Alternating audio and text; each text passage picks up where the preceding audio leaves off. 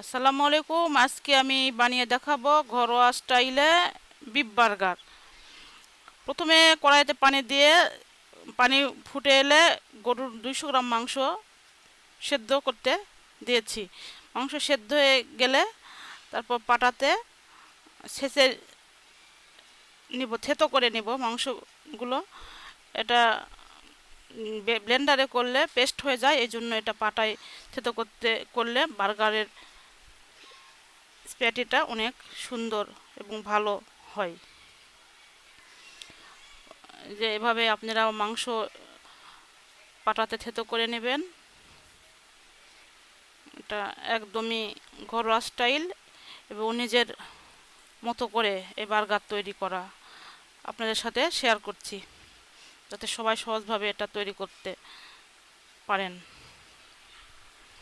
যে আমার হাত দিয়ে মাংস এই দানাগুলো একটু ছিঁড়ে ছোট করছি। আমি এই মাংস রান্না করতে 30 মিলি সয়াবিন তেল গরম করে নিলাম। তেল তেল গরম হয়ে এলে 3টা মাঝারি আকারের পেঁয়াজ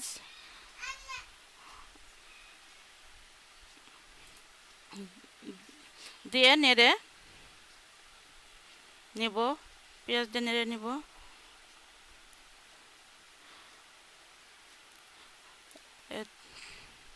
পেঁয়াজটা হালকা ভাবে ভেজে নিব, যাতে এটা লালও না হয়ে যায় এবং একদম সেদ্ধও না হয়ে যায়।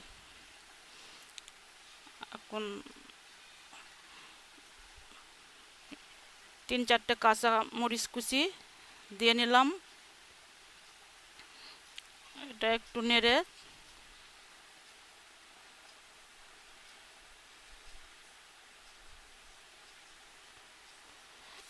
এটা থেতো করা মাংসগুলো দিয়ে নিলাম।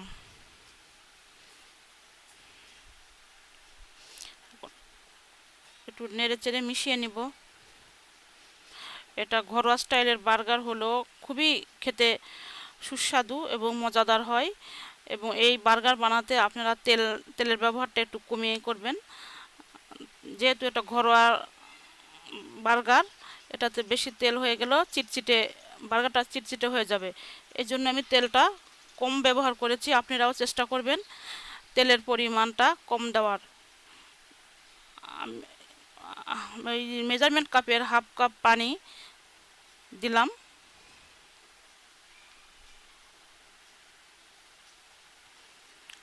মাংসটা সেদ্ধ হওয়ার জন্য আগে থেকে আলু সেদ্ধ করে মেশ করে রেখেছি, আলু দিয়ে দিব।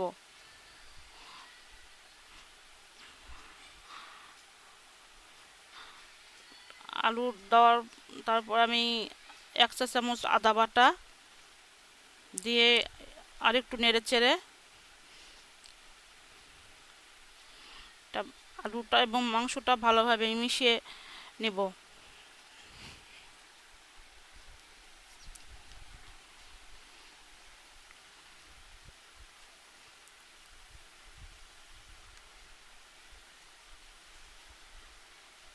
স্বাদমতো লবণ দিলাম।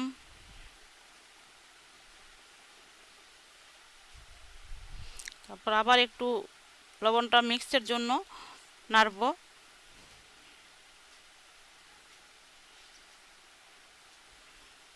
আমি আপনাদের এটা ঘরোয়াভাবে দেখানোর চেষ্টা করছি, একদম যেহেতু এটা ঘরোয়া বার্গার, এই জন্য আর স্বাদ মতো চিনি 1/2 চা চামচ চিনি দিয়েছি। আপনারা আপনাদের মাংসের পরিমাণ অনুযায়ী এখানে চিনিটা ব্যবহার করবেন এবং আপনাদের স্বাদ অনুযায়ী। আমি এখানে চিনিটা একটু কমই ব্যবহার করেছি, যেহেতু অতটা মিষ্টি পছন্দ নয়, এই জন্য চিনি 1/2 চামচ দিয়েছি। 1/2 চা চামচ হলুদ গুঁড়ো, 1/2 চা চামচ জিরা গুঁড়ো, 1/2 চা চামচ ধনিয়া গুঁড়ো, অল্প 1/2 চা চামচ গরম মশলার গুঁড়ো দিলাম।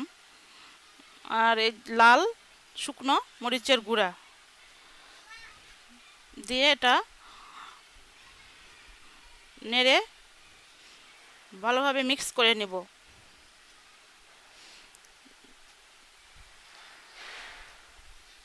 আপনারা এটা চাইলে মুরগির মাংস দিয়েও করতে পারেন। আমার ঘরে মুরগির ছিল না, এই জন্য আমি গরুর 200 গ্রাম মাংস দিয়ে এটা বানিয়ে নিলাম। একটু সফট নরম হওয়ার জন্য আবার একটু পানি যোগ করলাম। তা আবার একটু নেড়ে চেড়ে সেদ্ধর জন্য অপেক্ষা করব 5 মিনিট।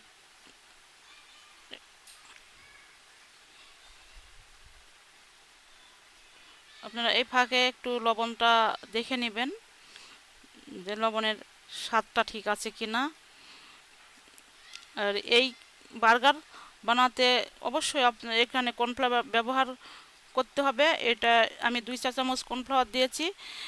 এই মাংসগুলো সুন্দর আঠালো ভাব আসবে এবং প্যাটি তৈরি করতে আমাকে ভালো হবে এবং সুন্দর প্যাটিটা সুন্দরভাবে তৈরি হবে। এই আঠালো ভাব এখানে দেখেন তেলের পরিমাণটা কম দিয়েছি দেখে এইখানে প্যাটিটা মাংসের মাংসের কিমাটা অনেক সুন্দর হয়েছে এবং আঠালো। যে আমার রান্না হয়ে গেছে, আমি যে আঠালো ভাব এসে গেছে এবং এটা দেখছেন অনেক সুন্দর রান্না হয়েছে এবং সুন্দর একটা ঘ্রাণ বেরিয়েছে। জন্য প্লেটে ঢেলে নিব।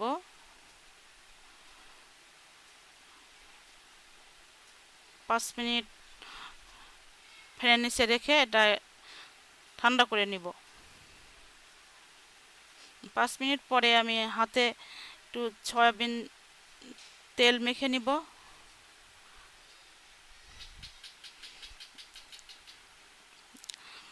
আমার পরে আমি যে মাংসগুলো হাত দিয়ে একটু চেপে চেপে 2 হাতের দিয়ে প্যাটি তৈরি করে অনেক সুন্দর প্যাটি তৈরি করে নিয়েছি। দেখেন আপনারা এইভাবে সহজ উপায়ে তৈরি করবেন। আমি এখানে 5টা বার্গার তৈরি করব, এই কারণে আমি এখানে 5টা প্যাটি তৈরি করে নিলাম। প্যাটিটা ভাজার জন্য আমি একটা ডিম নিয়েছি। ডিমে অল্প পরিমাণ লবণ মিশিয়ে নিয়েছি। আর এই প্যাটি ভাজার জন্য খুব অল্প পরিমাণ তেল ব্যবহার করতে হবে। এই তেলটা গরম হয়ে এলে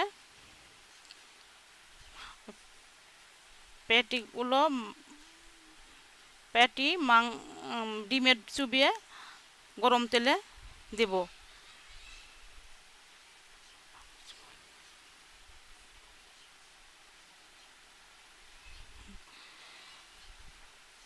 এটা খুব অল্প খরচ এবং খুবই ভালো। এটা স্বাস্থ্যের জন্য অনেক উপকারী। যেহেতু বাইরের খাবারে অনেক জাঙ্ক ফুড, এভাবে ঘরে তৈরি করলে তেল মশলা কম ব্যবহার করে যদি এটা তৈরি করা যায় খুবই ভালো এবং সুস্বাদু হয়। আপনারা একবার চেষ্টা করে বানিয়ে দেখবেন, অবশ্যই ভালো লাগবে। আমার চ্যানেলটি সাবস্ক্রাইব করবেন।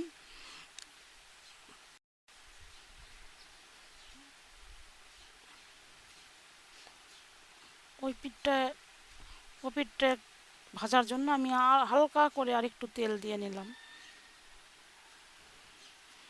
এটা পুড়ে না যায়, এই জন্য আমি তেলটা দিলাম।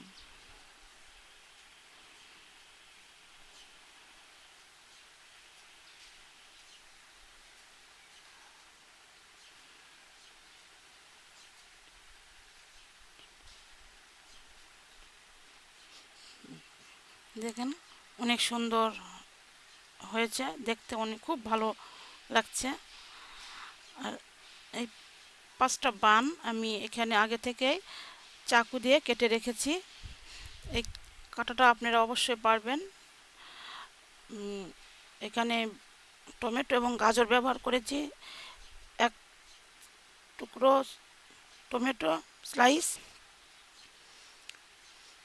যে এভাবে আপনারা একদম সহজ, আমি দেখেন কিভাবে আগে টমেটো স্লাইস আর গাজর স্লাইস দিয়ে তারপরে মাংসের প্যাটি দিয়ে দিব।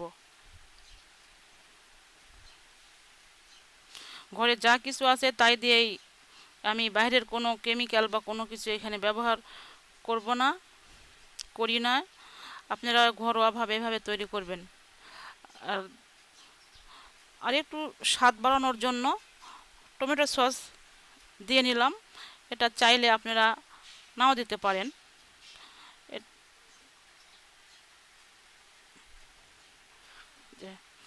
এভাবে ডেকোরেশন এবং স্বাদ দুটোই টমেটো সসটা দিলে দেখতেও সুন্দর হয়, খেতেও ভালো লাগে।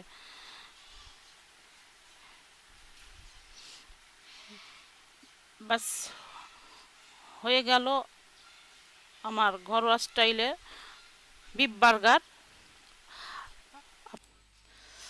সবাই ভালো থাকবেন, সুস্থ থাকবেন। আমার চ্যানেলটি সাবস্ক্রাইব করবেন, লাইক শেয়ার কমেন্ট করবেন।